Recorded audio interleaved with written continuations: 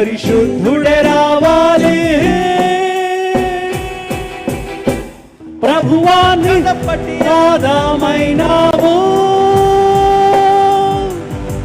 కలువరి బలిపీఠమునెక్కావు.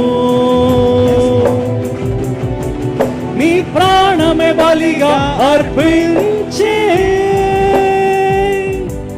మా ప్రాణాలను కాపాడావు, మరణాన్ని మృంగివేశావు.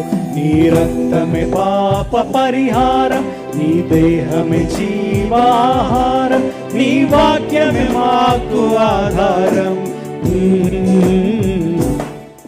నీ నామమే రక్షణకు మూలం, నీ విజయమే మాకును విజయం.